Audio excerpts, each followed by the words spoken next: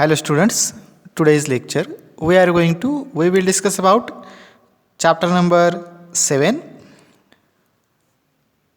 the paper number 6, computational botany. In this paper, the chapter number 6, probability and types of theoretical probability distribution. Okay, मग probability काय आहे आणि theoretical probability distribution म्हणजे काय आणि types of probability. Okay, probability म्हणजेच काय, एक कन्सेप्ट आहे किंवा एक ऑब्जेक्ट आहे, त्याचं काय असू शकतं, ते प्रोबॅबल कसं आहे. ओके, त्याची प्रोबॅबिलिटी म्हणजे त्याच्याशी रिलेटेड काय त्याचं फंक्शन आहे किंवा त्याचं काय वर्क आहे, कसं आपण ते प्रूव्ह करायचं. त्यामध्ये first definition, it is a proportion of time and event occurs in a set of trials.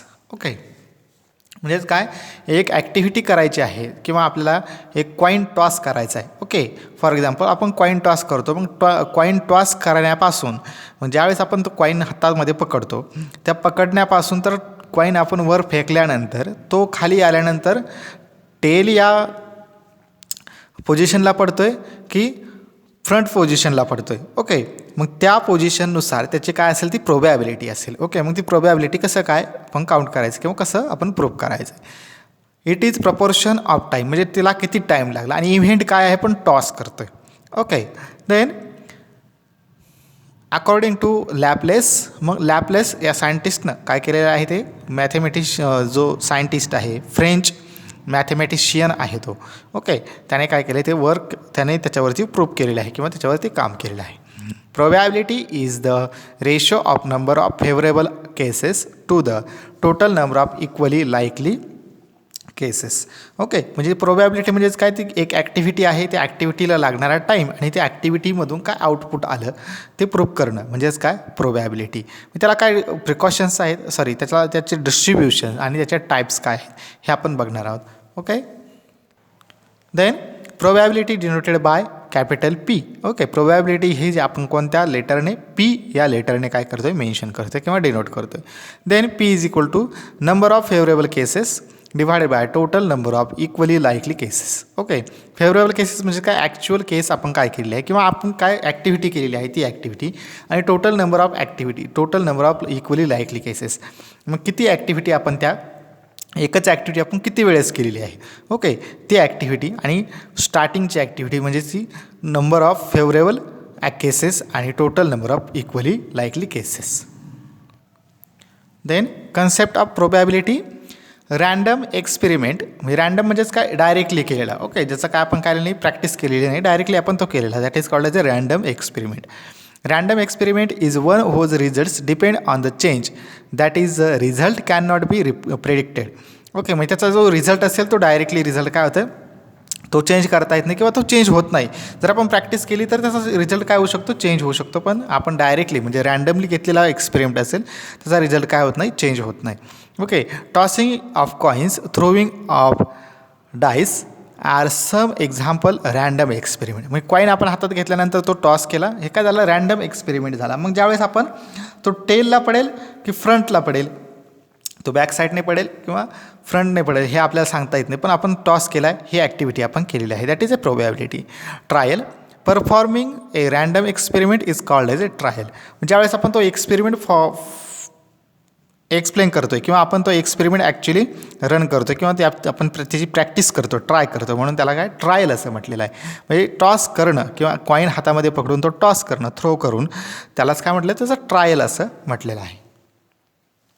Then outcomes, the results of a random experiment are called its outcome. Okay, मग त्याचं काय रिझल्ट असेल, मग त्याची काय प्रोबॅबिलिटी काय आहे ती प्रूव्ह करतो आपण, that is called as a outcomes.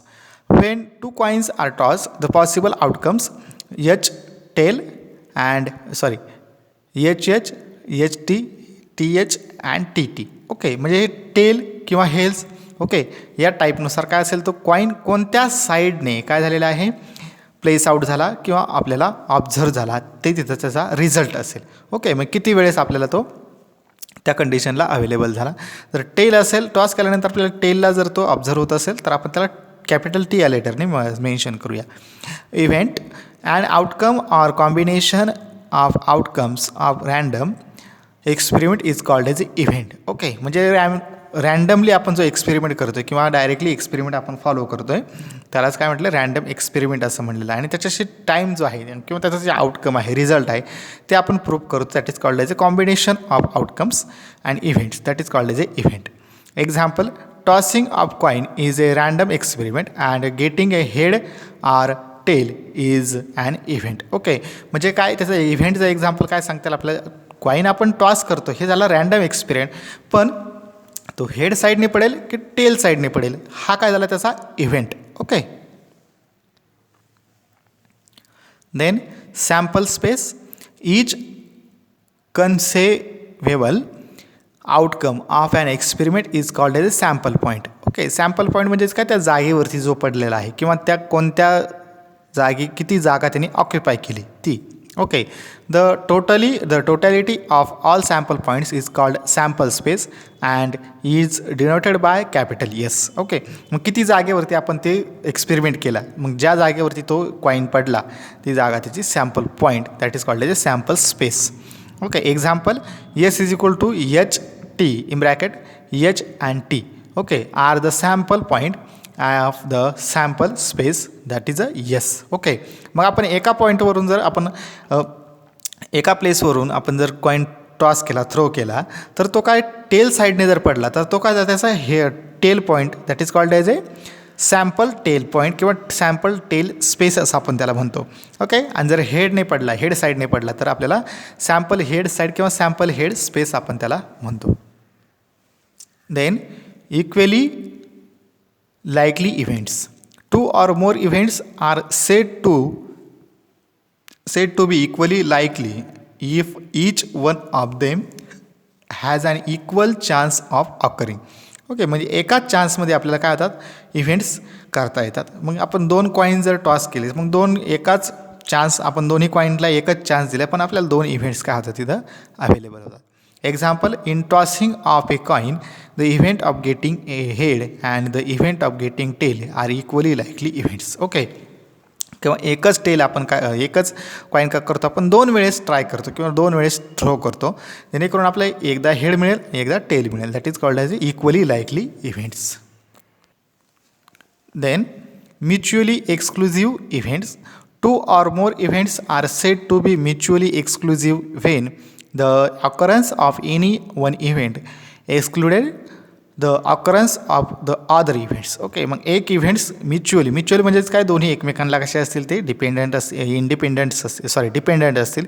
एक टेल असेल तर दुसरा हेड येऊ शकतो. Okay, mutually exclusive event can not occur simultaneously म्हणजे ते आपल्याला दोन्ही काय करता येत नाही. एकाच कॉईनने आपण हेड अँड टेल हे दोन्ही एकाच वेळेस ॲट अ टाईम काय करू शकत नाही, प्लेस करू शकत नाही. ते आपल्याला सेपरेटच काय करावं लागेल, थ्रो करावे लागेल. Example, when a coin is a toss either the head or tail will come up. Okay, thus getting head or tail in tossing of coin is a mutually exclusive event. Okay, म्हणजे एका वेळेस आपल्याला एकच event काय करता येईल आपल्याला play करता येईल. एकच वेळेस आपल्याला एक तर हेड घेता येईल किंवा एक तर टेल घेता येईल. Okay, that is a mutually exclusive event. Then exhaustive events. Events are said to be exhaustive when their totality includes all the possible outcomes of random experiment. Random एक्सपेरिमेंटमध्ये आपल्याला दोन टाईप, एक तर हेड टाईप आणि एक tail type, या दोन टाईपमध्ये आपण काय करू शकतो त्याचा आउटकम घेऊ शकतो. त्यापैकी आपल्याला एकच घ्यायचं आहे. While throwing a die the possible outcome are 1, 2, 3, 4, 5, 6 and hence the number of cases is 6. Okay, मग 4 वेळेस आपण काय करू शकतो इव्हेंट्स म्हणजे 4 वेळेस आपण तो ट्राय करू शकतो आणि ते जेवढ्या असतील त्या काय total number of cases 6. Okay, then complementary events. The events occur and the event it does not occur are called complementary events or each other. Okay, मग एका वेळेला आपल्याला जर आपण टॉस केला तर आपल्याला हेड ऑकर होईल किंवा टेल ऑकर होईल. ओके, मग आता ज्यावेळेस आपल्याला हेड ऑकर होईल त्यावेळेस टेल आपला काय होईल ते डिसॅपियर होईल. ज्यावेळेस आपल्याला टेल ऑकर होईल त्यावेळेस हेड काय होईल डिसॅपियर होईल. That is called the complementary events. The event A does not occur is denoted by A dash or A angstrom. The event and its complement are mutually exclusive. Okay, म्हणजे exclusive जे आहे त्याच टाईपमध्ये एकच event आपण काय करू शकतो, एकच पोझिशन आपण एका टायमाला तिथं रन करू शकतो किंवा प्ले करू शकतो. त्याचं example, in throwing a die the event of getting odd numbers is 1, 3, 5 and getting even number is 2, 4, 6. These two events are mutually exclusive and complement to each other. Okay, मग ज्यावेळेस आपण एका वेळेस ट्राय केलं, first time try केलं तर त्यावेळेस आपल्याला काय होईल, हेड मिळेल. सेकंड आपण ट्राय केलं तर आपल्याला टेल मिळेल. ओके, म्हणजे जिथे जिथं हेड असेल तिथं आपण काय करणार, तो रँडम नंबर तो ऑड नंबर आपण काय करणार तिथं राईट डाऊन करणार. म्हणजे आता फर्स्ट टाईम आपल्याला हेड मिळालं तर सेकंड टाईम आपल्याला टेल मिळेल आणि थर्ड टाईम आपल्याला काय होईल, परत हेड मिळेल. म्हणून आपण ते सेपरेट मेन्शन करतो आणि जे टेल असेल ते सेपरेट मेन्शन करतो. Then independent Events are said to be independent if the occurrence of one does not affect the others. Okay, म्हणजे एकमेकांवरती काय नाही ते अफेक्ट करत नाही किंवा डिपेंडंट नाही. In the experiment of tossing a fair coin, the occurrence of the event head in the first toss is independent of the occurrence of the event head in the second toss, third toss and subsequent toss. म्हणजे काय आहे ते एकमेकांवरती dependent नाही. Okay, एका टॉसला first time toss केल्यानंतर आपल्याला जर टेल मिळत असेल तर सेकंड टाईम आपण टॉस केल्यानंतर आपल्याला टेलच मिळेल हे तिथं आपण पॉसिबिलिटी सांगू शकत नाही. Okay, that is a independent events. Then a listing of the probabilities for every possible value of a random variable. म्हणजेच काय, रँडम व्हॅरिएबल जे आहे that is called as a probability distribution. म्हणजे रँडमली जे as it is आपण घेतो आणि त्याच्यानंतर काय करतो, प्रूफ केलं जातं. म्हणजे ते ॲक्च्युअल किती टॉस किंवा किती कॉईन आपण थ्रो केले आणि त्याच्यातून किती आपल्याला आउटकम मिळालं. It is divided into 3 types. त्यामध्ये 3 टाईप्स केले, binomial distribution, Poisson distribution, normal distribution. ते आपण नेक्स्ट व्हिडिओमध्ये इन डिटेल्स बघणार आहोत. Okay, thank you.